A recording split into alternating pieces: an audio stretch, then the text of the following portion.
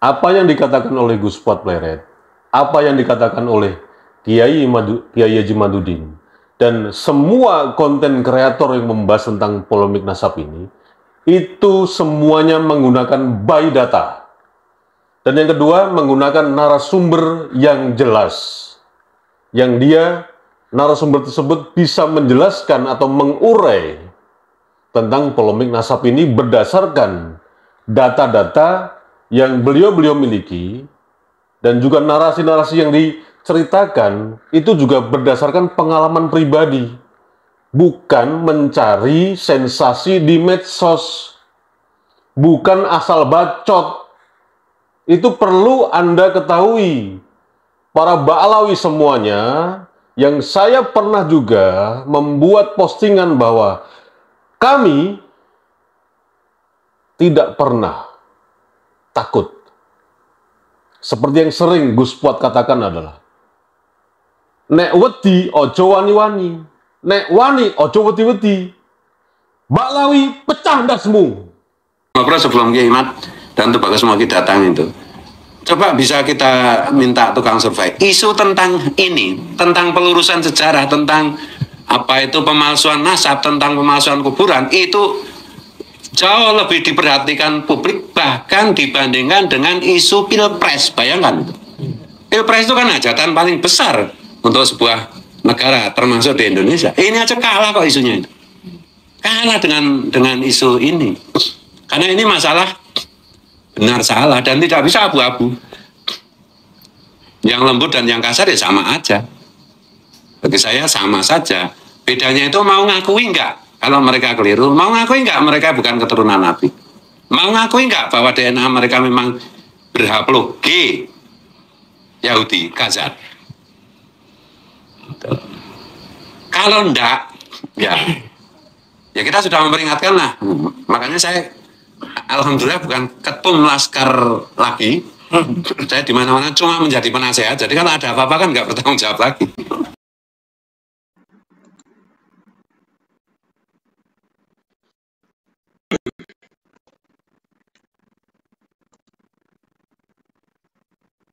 Kalau kita melihat apa yang dikatakan oleh Gus Fuad Pleret tadi tentang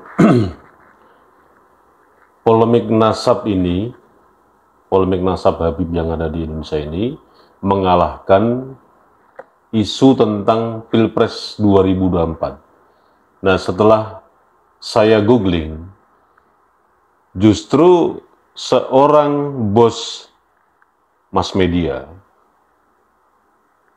itu mengomentari tentang khususnya kreator nasab.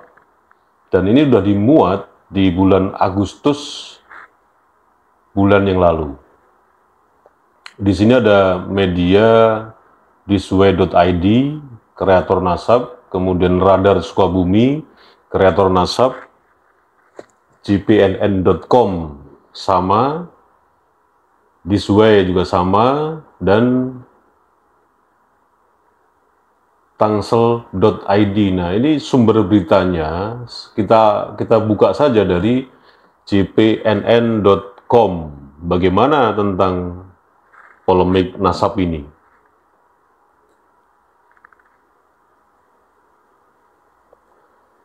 Nah, ini justru ya seperti yang dikatakan oleh Gus Fuad tadi, Bapak Dahlan Iskan ini mengomentari secara khusus tentang kreator nasab yang sampai hari ini memang sahabat-sahabat semua bisa Anda ketahui bahwa teman-teman seperjuangan ini memang tidak lain dan tidak bukan bagaimana para imigran zaman dari mulai kakek moyangnya sampai cucut, cicit, cecet, cocotnya hari ini nih, memang kita habisin aja karena sudah tidak masuk di akal lagi. Dan pertanyaannya sekarang begini, Habib yang ada di Indonesia ini membawa mudorot atau masalah?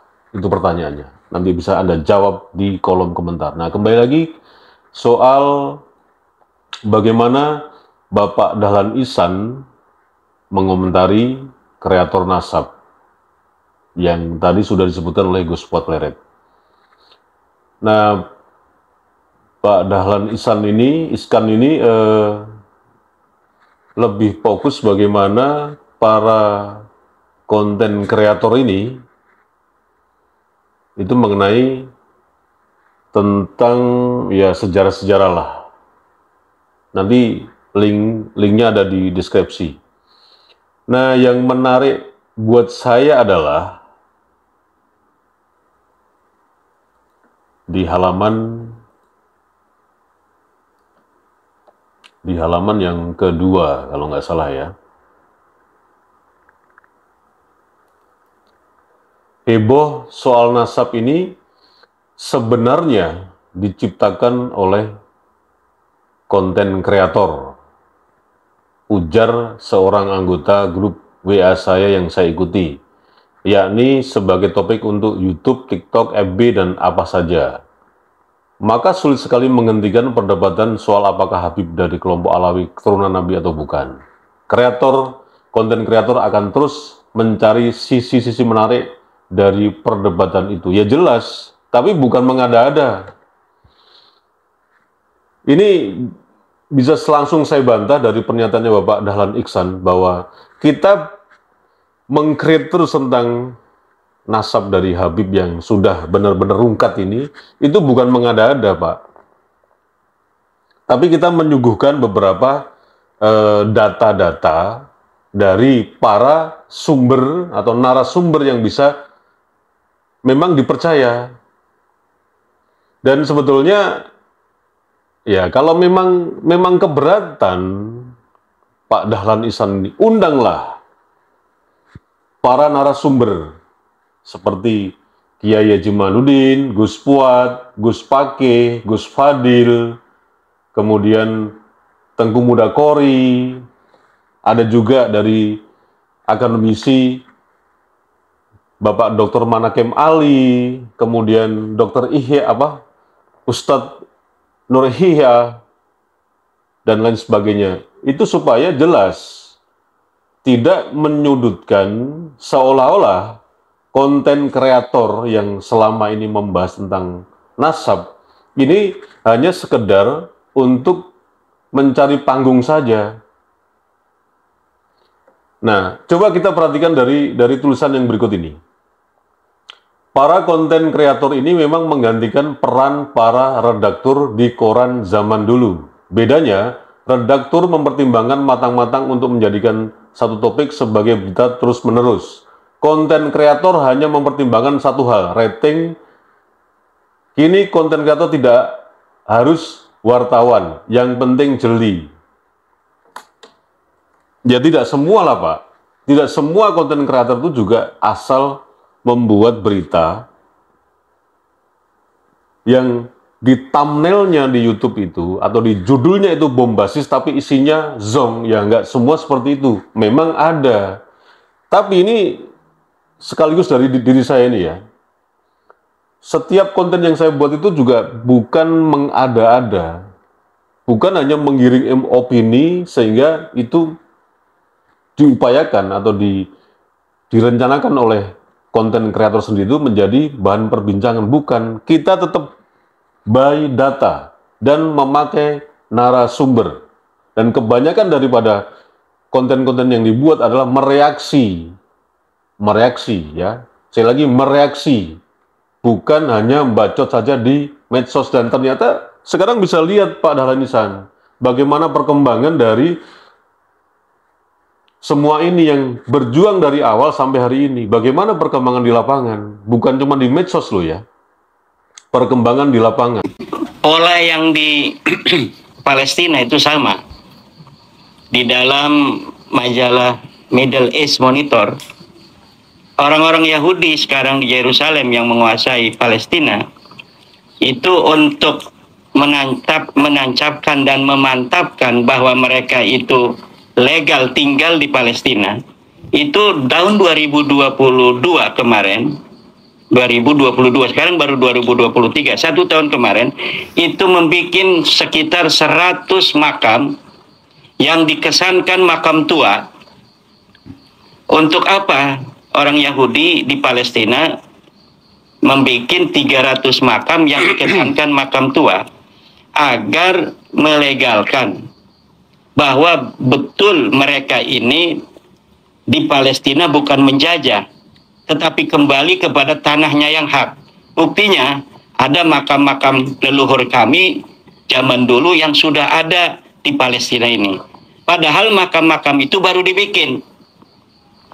Jadi mungkin bikinnya malam, kemudian siang-siang orang tidak terlalu memperhatikan, lama-kelamaan kemudian diklaim bahwa makam ini adalah makam leluhur kami sekian ratus tahun yang lalu. Penjelasan Gus Fuad Pleret, kemudian dari penjelasan Kiai Haji Manudin, yang coba saya profiling di Google, pernyataan beliau-beliau ini ada kebenarannya, tidak. Nah, tadi kan udah dijelaskan, isu Pilpres itu dikalahkan dengan polemik nasab Habib yang ada di Indonesia ini. Kemudian Bapak Dahlan Iksan itu mengatakan ini karena ulah konten kreator nasab yang terus membahas mengenai polemik ini, dan sampai hari ini itu tidak pernah akan berhenti. Itu karena hanya, ya secara tidak langsung beliau mengatakan bahwa para konten kreator ini hanya mencari opportunity. Dan tadi sudah saya bantah pernyataan beliau. Sekali lagi ya, apa yang dikatakan oleh Gus Fuad Pleret, apa yang dikatakan oleh Kiai Haji Manudin, dan semua konten kreator yang membahas tentang polemik nasab ini, itu semuanya menggunakan by data. Dan yang kedua, menggunakan narasumber yang jelas. Yang dia, narasumber tersebut bisa menjelaskan atau mengurai tentang polemik nasab ini berdasarkan data-data yang beliau-beliau miliki, dan juga narasi-narasi yang diceritakan itu juga berdasarkan pengalaman pribadi. Bukan mencari sensasi di medsos, bukan asal bacot. Itu perlu Anda ketahui, para Ba'alawi semuanya, yang saya pernah juga membuat postingan bahwa kami tidak pernah takut. Seperti yang sering Gus Fuad katakan adalah, nek wedi ojo wani-wani, nek wani ojo wedi-wedi, Ba'alawi pecah ndasmu.